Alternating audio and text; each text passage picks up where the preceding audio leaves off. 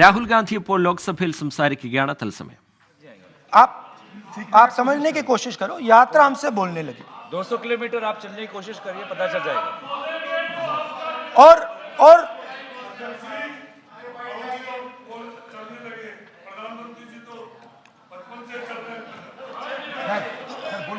वो चाय बेचने इसलिए जाते थे. तो यात्रा बोलने लगी. कोई आता था, कहता था, युवक आता था, कहता था मैं बेरोजगार हूं. हम सवाल पूछते थे, क्या पढ़ा आपने? इंजीनियरिंग की, अब क्या करते हो? कोई कहता था मैं बेरोजगार हूं, कोई कहता था मैं उबर चलाता हूं, कोई कहता था मैं मजदूरी करता हूं. किसान आए हजारों. प्रधानमंत्री बीमा योजना की बात की कि हम पैसा भरते हैं, तूफान आता है, आंधी आती है, पैसा गायब हो जाता है.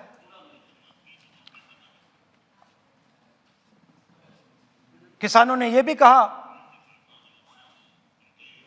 कि हमारी जमीन छीन ली जाती है, हमें सही रेट नहीं मिलता.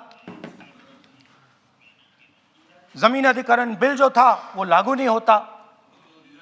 आदिवासियों ने कहा, वनवासियों ने नहीं, आदिवासियों ने, कि जो ट्राइबल बिल में हमें दिया जाता था वो आज छीना जा रहा है. तो बहुत सारी चीजें हमको सुनने को मिली. मगर मेन थ्रस्ट, अगर मैं कहूं, मेन थ्रस्ट बेरोजगारी, महंगाई और किसान. उसमें एमएसपी थी, उसमें बीज की समस्या थी, किसान बिल की समस्या थी. अच्छा, अग्निवीर की भी बात की लोगों ने. आपने अभी बोला कि अग्निवीर देश को फायदा पहुंचाएगा. मगर हिंदुस्तान का युवा जो 4 बजे दौड़ता है, आर्मी में भर्ती होने के लिए दौड़ता है, वो आपकी बात से सहमत नहीं है.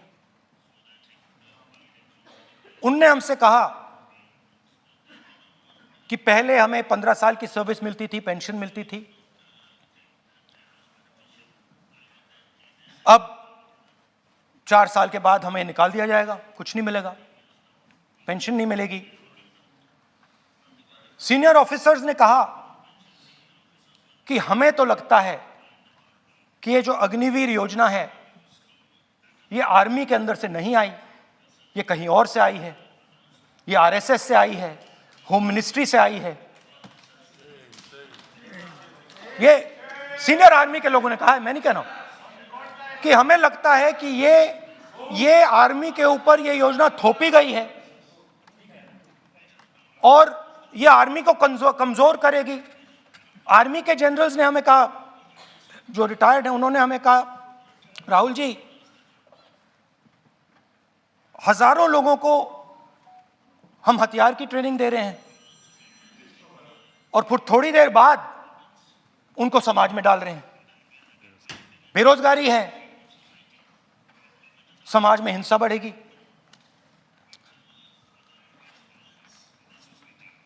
तो उनके मन में था कि ये जो अग्निवीर योजना जो है, ये आर्मी के अंदर से नहीं आई है. और मुझे नाम भी बताया कि अजीत डोभाल जी ने ये योजना आर्मी पे थोपी है. क्यों नहीं ले सकते? क्यों नहीं ले सकते? बिल्कुल ले सकते हैं, पार्लियामेंट में थोड़ी है वो.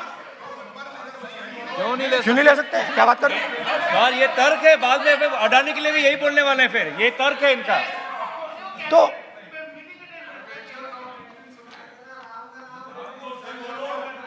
तो इंटरेस्टिंग बात यह है कि मैंने फिर प्रेसिडेंट्स एड्रेस पढ़ा.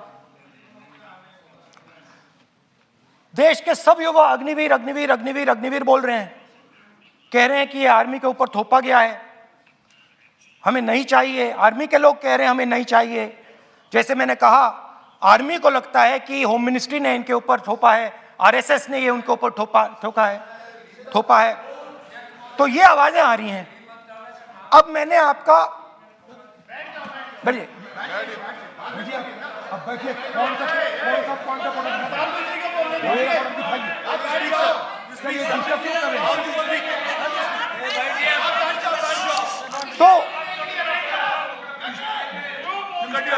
तो एक फर्क, मैं थोड़ा पानी ले आऊं, मैंने पानी, हाँ, तो मुझे एक फर्क दिखा प्रेसिडेंट्स एड्रेस में बहुत सारी चीजें बोली गई। अग्निवीर के लिए एक लाइन थी, एक शब्द, एक बार अग्निवीर शब्द का प्रयोग किया गया, और वो भी अग्निवीर योजना हमने दी, उससे ज्यादा कुछ नहीं बोला। कहां से आई, कौन लाया, किसको फायदा होगा, ये नहीं बोला। बेरोजगारी शब्द ही नहीं था उसमें, आपने देखा होगा, बेरोजगारी शब्द ही नहीं था प्रेसिडेंट एड्रेस में। महंगाई शब्द ही नहीं था। तो जो यात्रा में हमें सुनने को मिला, अग्निवीर, महंगाई, किसान, बेरोजगारी, प्रेसिडेंट एड्रेस में था ही नहीं। तो ये मुझे थोड़ा अजीब लगा कि जनता कुछ कह रही है और प्रेसिडेंट एड्रेस में कुछ और सुनाई दे रहा है। अच्छा, एक और चीज हमें बताई गई, तमिलनाडु से लेकर केरला, महाराष्ट्र, मध्य प्रदेश, सब जगह। So the relationship begins many years ago when Narendra Modi ji was the Chief Minister of Gujarat. And when most of India's business was asking questions of the Prime Minister, was against the Prime Minister, one man stood shoulder to shoulder with the Prime Minister. He didn't back down. That's commendable. It's not a joke. He was loyal to the Prime Minister. And what did he do? He helped Mr. Modi construct the idea of resurgent Gujarat.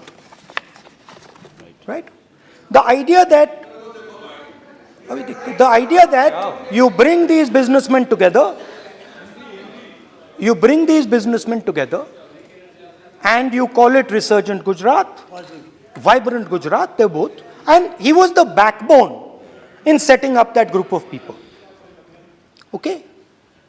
And the result of that was tremendous growth of his businesses in Gujarat, expansion of his businesses.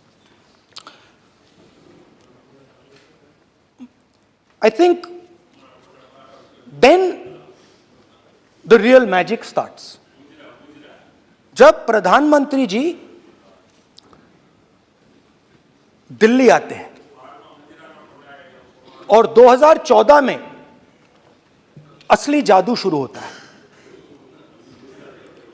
मैंने कहा कि 2014 में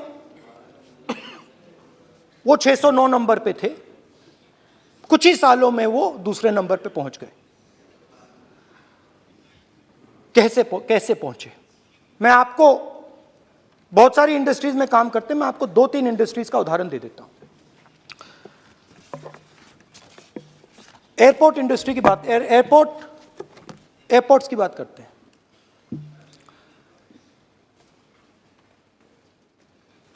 कुछ साल पहले सरकार ने हिंदुस्तान के एयरपोर्ट्स को डेवलप करने के लिए दिया। नियम था, there was a rule that anybody who does not have prior experience in airports cannot be involved in development of these airports. नहीं, गलत नहीं बोल रहा हूं।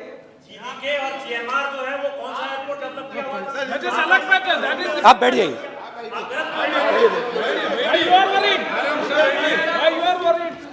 अडानी के डिफेंस में आ गए सर। देखिए, अरे माननीय सदस्य प्लीज मेरी बात सुनो। तो एक मिनट मेरी बात सुनो। ये एक मिनट बात सुनेंगे। ये संसद है, अपन किस दिशा पर चर्चा कर रहे हैं ये देश देख रहा है। हमें राष्ट्रपति अभिभाषण पर चर्चा करें तो उचित रहे, बाकी आपकी इच्छा है, स्वतंत्र अभिव्यक्ति है। मेरा मानना ये है तो अपन एक विषय पर ओके तो आपको तो रूल था, नियम था। हाँ, पॉइंट ऑफ ऑर्डर किस पे है ये? सर कैसे एयरपोर्ट का प्राइवेटाइजेशन तो उनके समय हुआ, ऐसी कोई पार्टी थी जिसका अनुभव था?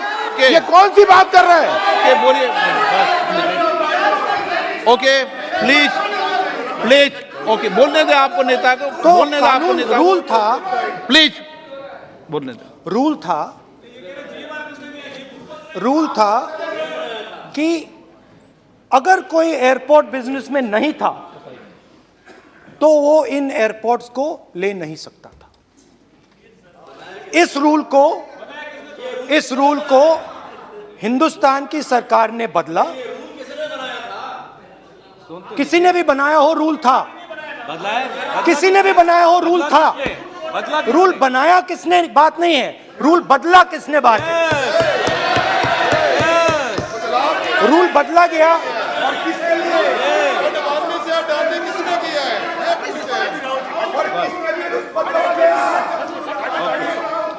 रूल बदला गया।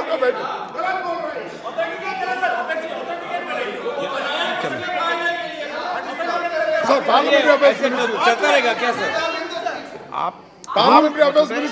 रूल को बदला गया। सर बोलने दीजिए।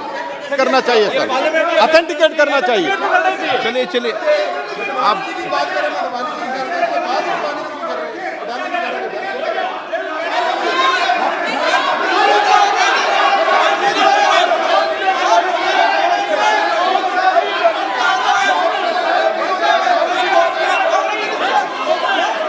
रूल बदला गया sir, speaker sir.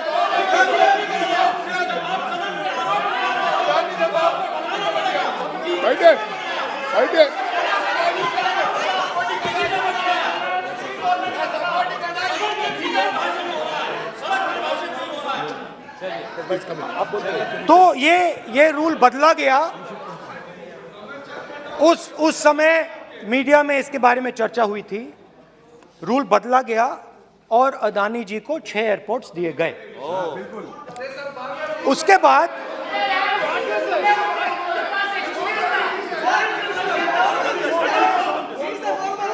after that India's most strategic profitable airport, Mumbai Airport, was taken away by GVK, hijacked by using the agencies. The agencies को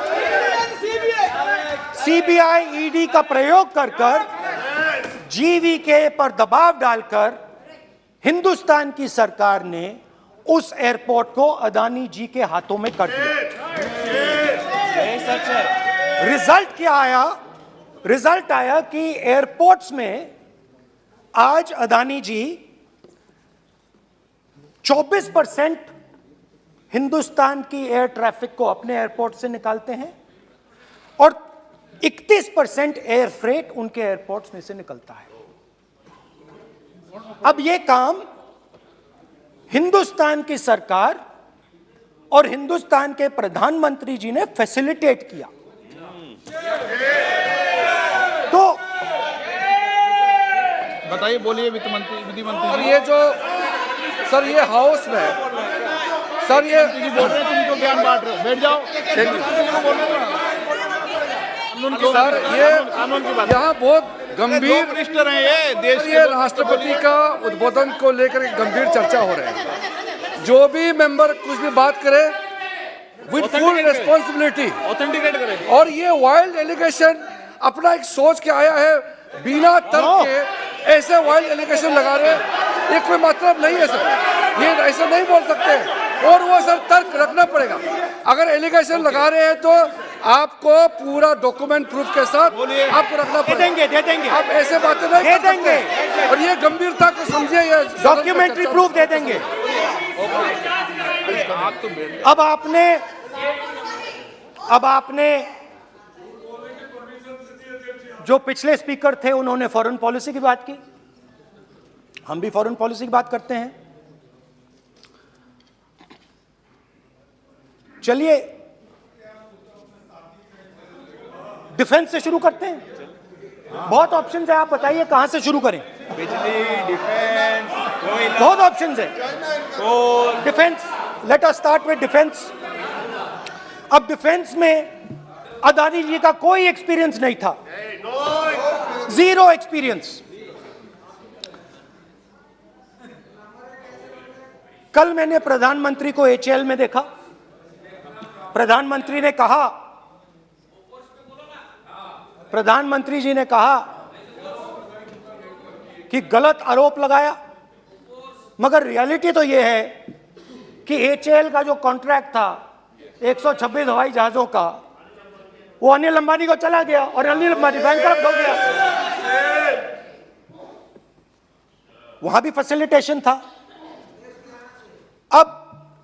अब देखिए, और ये जो फ्यूचर एंटरप्रेन्योर्स हैं, जो बिजनेस स्कूल हैं, हार्वर्ड यूनिवर्सिटी जैसे स्कूल हैं, इनको इसका केस स्टडी, इसकी केस स्टडी बनानी चाहिए, शायद बने। How to use government power to build individual businesses, case study.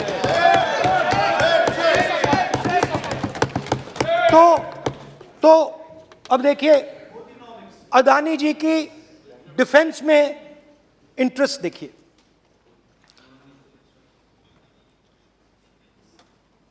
Elbit company के साथ हिंदुस्तान में अदानी जी ड्रोन्स बनाते हैं।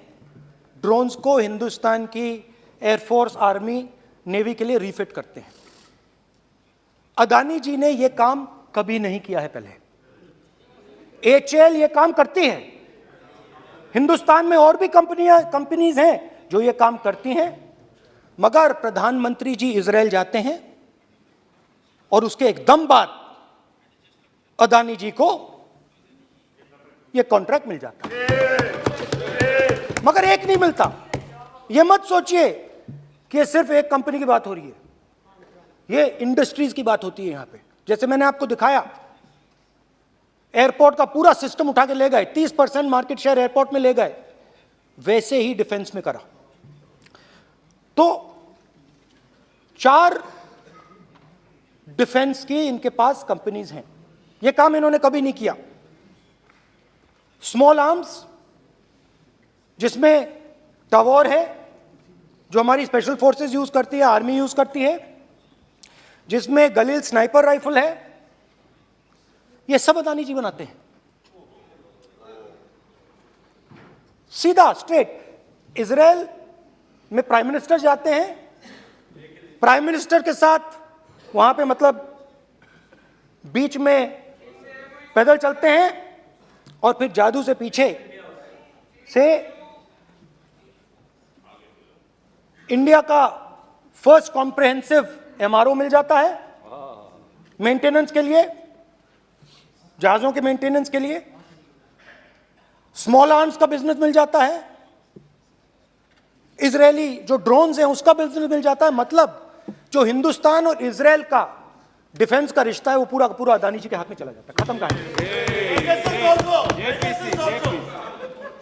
हाँ, उसमें पेगासस भी है, तो पता नहीं वहां से क्या मतलब पेगासस कैसे आया, क्या हुआ, किसने दिया। अच्छा, एक और बड़ी इंटरेस्टिंग चीज है, एक कंपनी है अल्फा डिफेंस, जो डिफेंस इलेक्ट्रॉनिक्स का काम करती है, एवियोनिक्स का काम करती है और बहुत स्ट्रेटेजिक कंपनी है। वो भी अदानी जी के हवाले कर दी गई, अदानी जी ने एक्वायर कर लिया। तो आपने देखा कि एयरपोर्ट्स का बिजनेस 30% मार्केट शेयर, हिंदुस्तान और इजराइल का जो वेपन्स का बिजनेस है 90% उठा के ले गए। एक विजिट, ये है फॉरेन पॉलिसी। चलिए, अब मैंने आपको इजराइल की बात बताई, ऑस्ट्रेलिया चलते हैं। ऑस्ट्रेलिया चलिए। ऑस्ट्रेलिया में अदानी जी जाके, नहीं क्यों? आप तो डिबेट करना चाहते थे, आप ही तो डिबेट करना चाहते थे। आपने बोला था कोई भी विषय पे डिबेट हो, तो हो गया डिबेट। अब क्यों डर रहे हो डिबेट से? अब क्यों डर रहे हो डिबेट से? क्यों डर रहे हो? जब हमने जेपीसी की मांग की, आपने बोला सदन में उठाओ। अब क्यों डर रहे हो? अब क्यों डर रहे हो? अब क्यों डर रहे हो? आप चर्चा से क्यों डर रहे हो? चर्चा से डर रहे हो आप।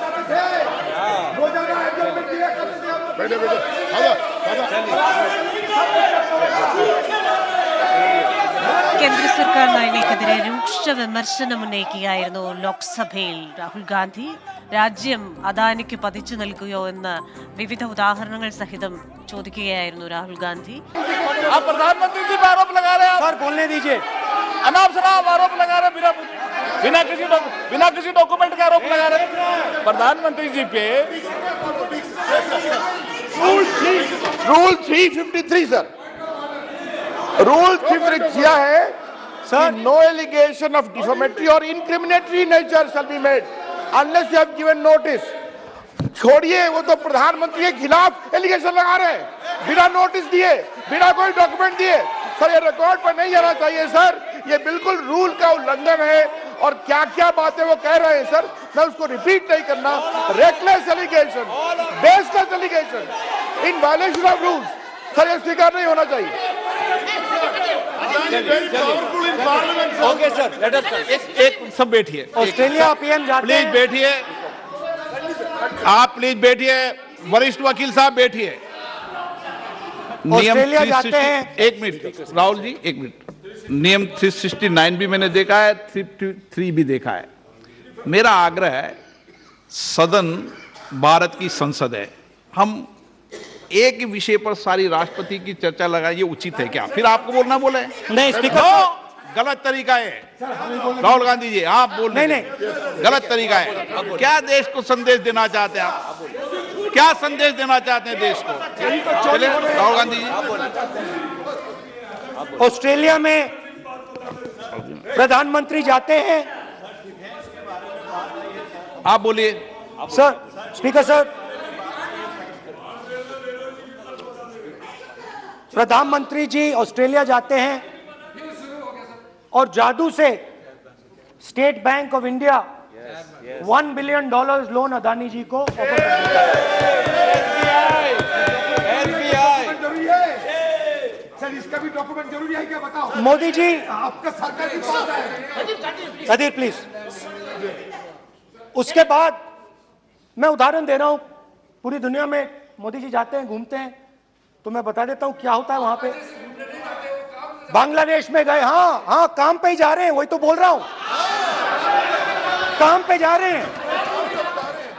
बांग्लादेश जाते हैं, मोदी जी की पहली ट्रिप होती है बांग्लादेश में। वहां पे बांग्लादेश को इलेक्ट्रिसिटी बेचने का डिसीजन लिया जाता है। कुछ ही दिन बाद बांग्लादेश पावर डेवलपमेंट बोर्ड 25 साल का कॉन्ट्रैक्ट अदानी जी के साथ साइन कर देता है। 1500 मेगावाट इलेक्ट्रिसिटी का कॉन्ट्रैक्ट अदानी जी। चलिए वहां से श्रीलंका चलते हैं।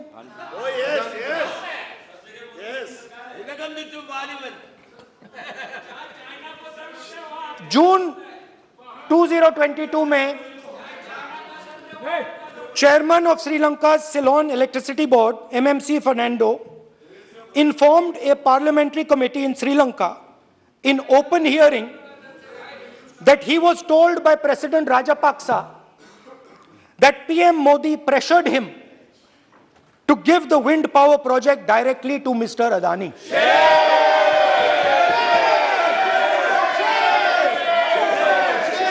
मतलब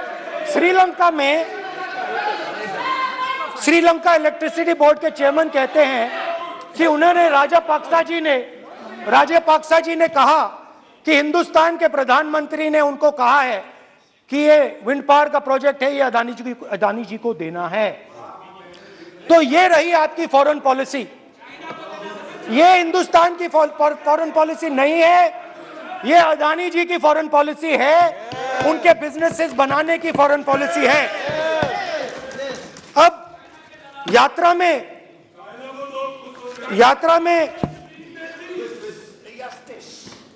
में मुझसे 2-3 और सवाल पूछे गए। यात्रा में लोगों ने मुझसे पूछा, राहुल जी ये जो LIC कंपनी है इसका पैसा अदानी जी की मदद करने के लिए क्यों डाला जा रहा है? क्यों? उन्होंने यह भी पूछा कि अदानी जी के जो शेयर्स हैं बड़े वोलेटाइल हैं, उसमें LIC का पैसा क्यों डाला जा रहा है? तो मेरा कहना है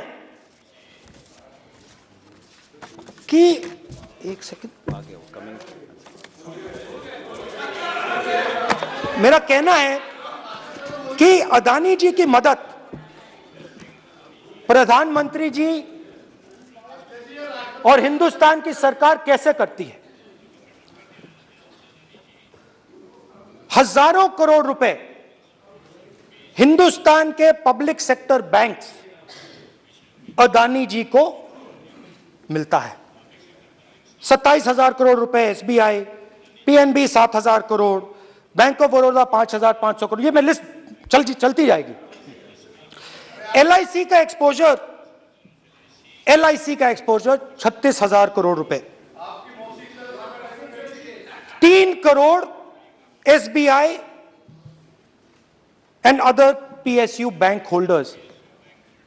Money is going to Mr. Adani and to finance.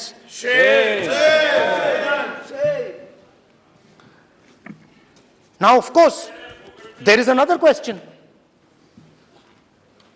तो मदद कैसे हो रही है? हिंदुस्तान के पब्लिक सेक्टर बैंक्स का पैसा, LIC का पैसा नरेंद्र मोदी जी, अदानी जी को दिया जा रहा है। अगर कोई सामने खड़ा हो जाता है, जैसे जीवी के लोग खड़े हुए, ED, CBI एजेंसीज आ जाती हैं, उनको परे कर देती हैं। तेलंगाना में भी एक पोर्ट का उदाहरण था, आंध्रा, सॉरी। मगर मेन सवाल और सबसे इंटरेस्टिंग सवाल दूसरा है।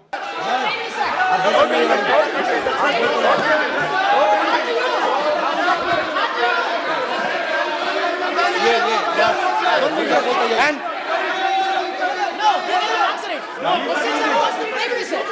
questions are posed to Prime Minister, please.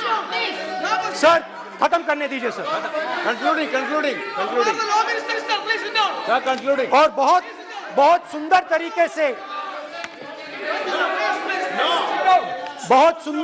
से वो चलिए, क्या हो रहा है सर? मैं सिर्फ इतना कहना चाहता हूं, राहुल जी अभी आप सीनियर MP हो गए हैं, आप एक सीनियर MP हो चुके हैं। हम लोग एक्सपेक्ट करते हैं कि इस सदन का सदस्य होने के नाते जो भी बातें आप करेंगे गंभीरता से आप बात करेंगे। बाहर आप जो भी भाषण देते हैं हम लोग उसको रोक नहीं सकते हैं। इस सदन के अंदर में जो भी बात कही जाती है पूरा गंभीरता के साथ, प्रमाण के साथ कहे जाना चाहिए, ये परंपरा है। और राहुल जी ने कहा कि प्रधानमंत्री विदेश घूमने जाते हैं, तो मैंने आज वो जो युवाओं ने मुझसे सवाल पूछा था कि अदानी जी की इतनी बिजनेस एक्यूमेन कहां से आई, इतने अलग अलग सेक्टर्स में अदानी जी ने कैसे सक्सेस प्राप्त की, अदानी जी के बारे में पूरी दुनिया को स्टडी करनी चाहिए, हार्वर्ड यूनिवर्सिटी को स्टडी करनी चाहिए कि पॉलिटिक्स के बीच में और बिजनेस के बीच में कैसा रिश्ता होता है। India is a case study and prime minister Narendra Modi should be given a gold medal in this. Now बहुत अच्छी तरह बीजेपी के जो पिछले स्पीकर थे उन्होंने मेरे भाषण को इनकैप्सुलेट किया मेरे लिए बहुत अच्छी तरह। आपने जो मैं सोच रहा था आपने उससे और भी अच्छी तरीके से बोल दिया।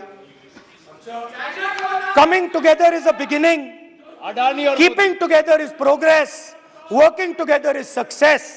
Adani ji and Narendra Modi ji, thank you.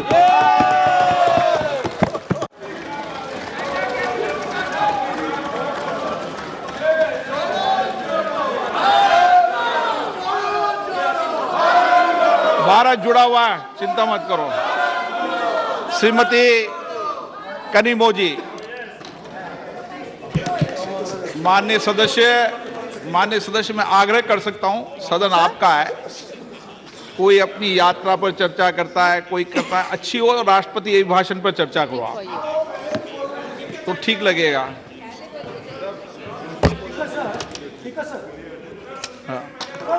ये एक बात पे चर्चा नहीं हुई है, ये अलग अलग इंडस्ट्रीज पे, अलग अलग बिजनेसेस पे और इंटरनेशनल अफेयर्स पे डिस्कशन हुआ है। नहीं, एक मिनट प्लीज बैठिए। नहीं, प्लीज बैठिए। पर अपन को सदन के बाहर ये भी टिप्पणी नहीं करना चाहिए कि अध्यक्ष महोदय माइक बंद कर देते हैं या हमें नहीं दिखाते, ये भी टिप्पणी करना उचित नहीं है। ലോക്സഭയിൽ രാഹുൽ ഗാന്ധിയുടെ നീണ്ട പ്രസംഗമായിരുന്നു അദാനി വിഷയത്തിൽ നടന്നത്. കേന്ദ്ര സർക്കാരിനെ കടന്നാക്രമിക്കുകയായിരുന്നു രാഹുൽ ഗാന്ധി. അദ്ദേഹത്തിന്റെ പ്രസംഗം അവസാനിച്ച ശേഷവും സ്പീക്കറും രാഹുൽ ഗാന്ധിയും തമ്മിൽ ചില വിഷയങ്ങളിൽ ആശയക്കുഴപ്പമുണ്ട്, അഭിപ്രായ വ്യത്യാസമുണ്ട്. ഏതൊക്കെ വിഷയങ്ങൾ, രാഷ്ട്രപതിയുടെ നയപ്രഖ്യാപനത്തിന്മേലുള്ള നന്ദി പ്രമേയ ചർച്ചയിൽ എന്തൊക്കെ പറയാം എന്നത് സംബന്ധിച്ചാണ് തർക്കമുള്ളത്. പ്രസംഗം രാഷ്ട്രപതിയുടെ നയപ്രഖ്യാപനത്തിൽ ഊന്നിയാകണം എന്ന് സ്പീക്കറുടെ റൂളിംഗ് ഉണ്ടാകുന്നു. പക്ഷേ അതിനോടുള്ള വിയോജിപ്പ് അവിടെ പ്രതിപക്ഷം രാഹുൽ ഗാന്ധി പ്രകടിപ്പിക്കുകയും ചെയ്യുന്നുണ്ട്. ഇക്കാര്യത്തിൽ സഭ അംഗങ്ങളുടേതാണ്, അംഗങ്ങൾക്ക് തീരുമാനമെടുക്കാം എന്ന് സ്പീക്കർ ഇപ്പോൾ സൂചിപ്പിക്കുകയും ചെയ്തു. നേരത്തെ രാഹുൽ ഗാന്ധി വളരെ ഗുരുതരമായ ആരോപണങ്ങൾ, വിമർശനങ്ങൾ അദാനി വിഷയത്തിൽ ഉന്നയിച്ചിരുന്നു. പ്രധാനമന്ത്രി നരേന്ദ്രമോദിയുടെ വിദേശയാത്രയിൽ ഗൗതം അദാനി അനുഗമിച്ച സംഭവങ്ങൾ, അത്തരം യാത്രകളിലൂടെ അദാനിക്ക് ലഭിച്ച വിദേശ കരാറുകളുടെ വിവരങ്ങൾ, ഇതൊക്കെ പരസ്യപ്പെടുത്തണമെന്നതാണ് അദ്ദേഹം ആവശ്യപ്പെട്ടത്. മോദി അദാനി ബന്ധം നേരത്തെ ആദ്യം ലോക്കലായിരുന്നു, പിന്നീട് നാഷണലായി, ഇപ്പോഴത് ഇൻ്റർനാഷണലായി. എങ്ങനെ ഒരാൾക്ക് മുഴുവൻ ബിസിനസ്സുകളും പിടിച്ചടക്കാൻ കഴിയുന്നു? മോദി അദാനി ബന്ധമെന്ത് എന്ന് തുടങ്ങിയ വളരെ ഗുരുതരമായ വിമർശനങ്ങൾ രാഹുൽ ഗാന്ധി അദ്ദേഹത്തിൻ്റെ പ്രസംഗത്തിൽ ഉന്നയിച്ചിരുന്നു. വിശദാംശങ്ങളിലേക്ക് പോകാം. ആർ രാധാകൃഷ്ണൻ ഡൽഹിയിൽ നിന്ന് കൂടുതൽ വിവരങ്ങൾ നൽകുമാർക്ക്. ഇന്ന് രാവിലെ തന്നെ രാഹുൽ ഗാന്ധി ലോക്സഭയിൽ പ്രസംഗിച്ചേക്കും. അദാനി വിഷയത്തിൽ അദ്ദേഹത്തിൻ്റെ കടുത്ത വിമർശനങ്ങൾ ഇന്നുണ്ടാകുമെന്ന് ഡൽഹിയിൽ നിന്ന് സൂചനകൾ ഉണ്ടായിരുന്നു. അത് അതേ നിലയിൽ സംഭവിച്ചിരിക്കുന്നു. രൂക്ഷമായ വിമർശനം കേന്ദ്ര സർക്കാരിന് മേൽ ചൊരിഞ്ഞുകൊണ്ടാണ് രാഹുൽ ഗാന്ധിയുടെ ഏതാണ്ട് 1 മണിക്കൂറോളം നീണ്ട പ്രസംഗം.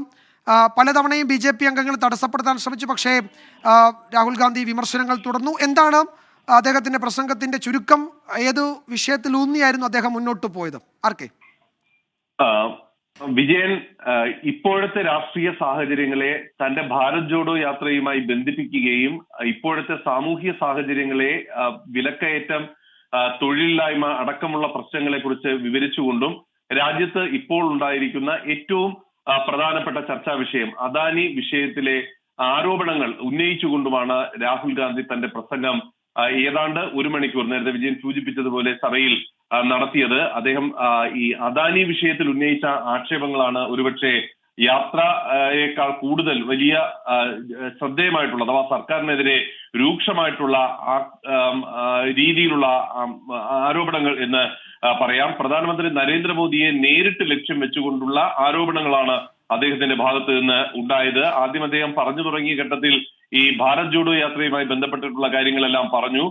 തന്റെ യാത്ര 3500 കിലോമീറ്റർ നടന്നത് വഴി തനിക്കുണ്ടായിരിക്കുന്ന പരിചയം അത് വളരെ വലുതാണ്. രാജ്യത്തിന്റെ ഇപ്പോഴത്തെ യഥാർത്ഥ അവസ്ഥ താൻ നേരിട്ട് കാണുകയും ബോധ്യപ്പെടുകയും ചെയ്തു. ജോലിയില്ലായ്മ, വിലക്കയറ്റം എന്നിവ ജനങ്ങൾ വലിയ ബുദ്ധിമുട്ടിലാക്കിയിരിക്കുന്നു എന്നത് താൻ മനസ്സിലാക്കി. അഗ്നിവീർ പദ്ധതിയിൽ ജനങ്ങൾക്ക് വലിയ നിരാശയാണ് ഉള്ളത്. അഗ്നിവീർ പദ്ധതി RSS പദ്ധതിയാണെന്ന് ചില മുതിർന്ന ഉദ്യോഗസ്ഥർ തന്നോട് പറഞ്ഞു. നയപ്രഖ്യാപനത്തിൽ അഗ്നിവീറിനെ കുറിച്ച് രാഷ്ട്രപതി കൂടുതൽ പരാമർശിക്കാതിരുന്നത് അഗ്നിവീർ പദ്ധതി പരാജയമാണ് എന്നതിന് ഉദാഹരണമാണ് എന്ന് അദ്ദേഹം വ്യക്തമാക്കുകയും ചെയ്തു. താൻ സഞ്ചരിച്ച ഘട്ടത്തിലെല്ലാം രാജ്യത്തെ എല്ലായിടങ്ങളിലും അദാനിയെ കുറിച്ചാണ് കേട്ടത്. തമിഴ്നാട്ടിലും കേരളത്തിലും മഹാരാഷ്ട്രയിലും ജമ്മു കാശ്മീരിലും എല്ലാം ജനങ്ങൾ അദാനിയുമായി ബന്ധപ്പെട്ട ആരോപണങ്ങൾ സർക്കാരിനെതിരെ തന്നോട് പങ്കുവച്ചു. രാജ്യത്തെ അദാനിക്കായി പതിച്ചു നൽകിയെന്ന പ്രതീതി ഉണ്ടാക്കുന്ന വിധത്തിലായിരുന്നു തന്റെ യാത്രയിലെ എല്ലാ സംസ്ഥാനങ്ങളിൽ നിന്നും ലഭിച്ച ഈ വിധത്തിലുള്ള ജനങ്ങളുടെ അഭിപ്രായങ്ങൾ.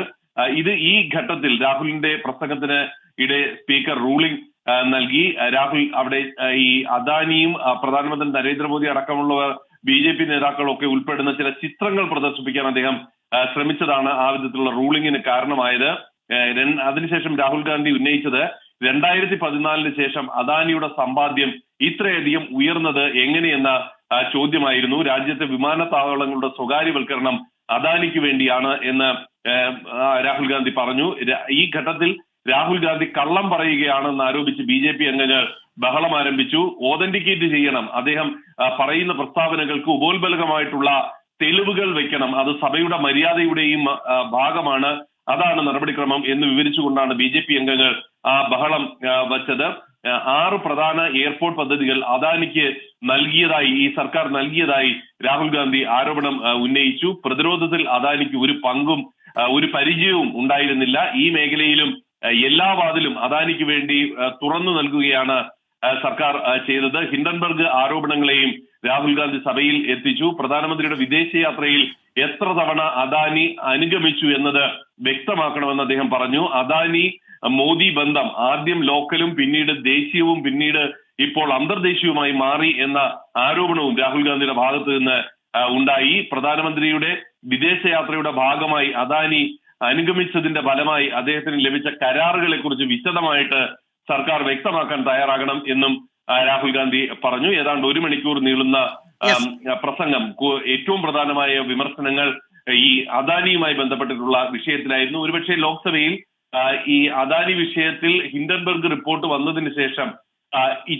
വളരെ വിപുലമായിട്ട് കോൺഗ്രസിന്റെ നിലപാട് വ്യക്തമാക്കിക്കൊണ്ട് ഒരു കോൺഗ്രസ് നേതാവ് സംസാരിക്കുന്നത് ആദ്യമായാണ്. അതുകൊണ്ട് തന്നെ അതിന് ആ പ്രസംഗത്തിന് വലിയ രീതിയിലുള്ള ഒരു രാഷ്ട്രീയ പ്രാധാന്യവും നിലനിൽക്കുന്നു. വിജയൻ.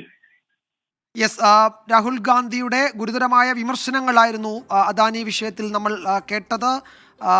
ഭാരത് ജോഡോ യാത്രയ്ക്ക് ശേഷം അദ്ദേഹം രാഹുൽ ഗാന്ധി ലോക്സഭയിൽ നടത്തിയ പ്രസംഗം ആ യാത്രയെപ്പറ്റി പറഞ്ഞു തുടങ്ങി. ഒടുവിൽ അദാനി സർക്കാർ വിഷയത്തിലെ വിമർശനങ്ങളിൽ അവസാനിച്ചു. പ്രസംഗത്തിൻ്റെ പല ഘട്ടങ്ങളിലും BJP അംഗങ്ങളെ തടസ്സപ്പെടുത്താൻ ശ്രമിച്ചു. സ്പീക്കറുടെ റൂളിംഗ് ഉണ്ടായി. ഇക്കാര്യത്തിൽ ആരോപണങ്ങളിൽ ഉറച്ചു നിൽക്കുന്നുവെന്നാണ് രാഹുൽ ഗാന്ധി പറഞ്ഞത്. തെളിവ് ഹാജരാക്കാൻ രാഹുൽ ഗാന്ധിയെ വെല്ലുവിളിച്ച് BJP അംഗങ്ങൾ രംഗത്തെത്തുകയും ചെയ്തു. കേന്ദ്രമന്ത്രിമാരടക്കം രംഗത്തെത്തുകയും ചെയ്തു. ഇന്ന് രാവിലെ BJPയുടെ പാർലമെന്ററി പാർട്ടി യോഗം നടന്നിരുന്നു. അതിൽ പ്രധാനമന്ത്രി പങ്കെടുക്കുകയും പാർലമെന്റിൽ അദാനി വിഷയത്തിൽ ഉയർന്ന വിമർശനങ്ങൾക്ക് രാഷ്ട്രീയമായി മറുപടി പറയാൻ തീരുമാനിക്കുകയും ചെയ്തിരുന്നു. അതിന് പിന്നാലെയാണ് രാഹുൽ ഗാന്ധി കേന്ദ്ര സർക്കാരിനെ കടന്നാക്രമിച്ചിപ്പോൾ ലോക്സഭയിൽ പ്രസംഗിച്ചത്.